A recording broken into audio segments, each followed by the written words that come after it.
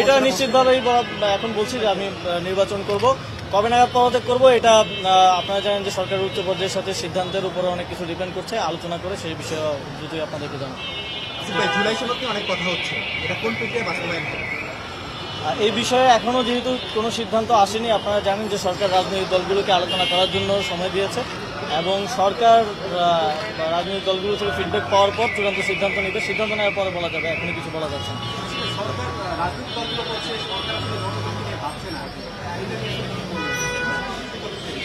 সরকার তো জনগণকে নিয়েই কাজ করছে, জনগণকে নিয়েই ভাবছে এবং সরকারের সকল কার্যক্রম জনগণমুখী।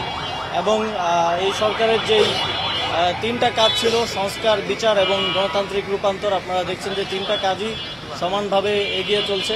বিচারের বিষয়ে এই মাসের মধ্যেই একটা গুরুত্বপূর্ণ অগ্রগতি হবে বলে আমরা জানি এবং সংস্কারেরও কার্যক্রম চলমান আছে, প্রায় শেষের দিকে। এখন প্রসেস থেকে শুরু করে এই বিষয়গুলো ডিফাইন হয়ে গেলেই এই বিষয়ে আর কোনো সন্দেহ থাকবে না এবং নির্বাচনের বিষয়ে সরকার খুব স্পষ্টভাবে ফেব্রুয়ারিতে নির্বাচন আয়োজন করার কথা বলেছে এবং বারবার বলছে। সুষ্ঠুভাবে নির্বাচন আয়োজনের জন্য সরকার সকল স্টেক হোল্ডারদেরকে প্রস্তুত করছে এবং সকলের সহযোগিতাও চাচ্ছে।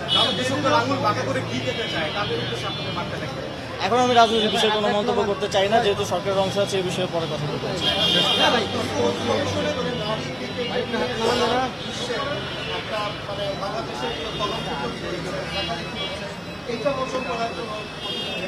এটা খুবই দুঃখজনক। ইতিমধ্যেই বিসিবির সাথে আমি কথা বলেছি, বিসিবি একটা তদন্ত কমিটি আজকে গঠন করেছে এবং আমরা স্পষ্টভাবে বলতে চাই যে নারীদের ক্রীড়াক্ষেত্র সহ সকল ক্ষেত্রে তাদের নিরাপত্তা এবং তাদের যোগ্য সম্মানটা যেন আমরা নিশ্চিত করতে পারি, সেই জায়গা থেকে এই বিষয়ে তদন্ত কমিটির রিপোর্টের ভিত্তিতে প্রমাণিত হলে আমরা অবশ্যই যথাযোগ্য শাস্তিযোগ্য ব্যবস্থা নিব এবং ইতিমধ্যে আমার দপ্তর থেকেও ভিক্টিমের সাথে যোগাযোগ করা হয়েছে।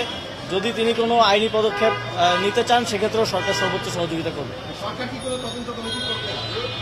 যেহেতু বিষয়টা বিসিবির অভ্যন্তরীণ, প্রাথমিকভাবে বিসিবির তদন্তের উপরে আমরা ভরসা করতে চাই, পরবর্তীতে আমরা সিদ্ধান্ত নেব এই বিষয়ে। Thank you.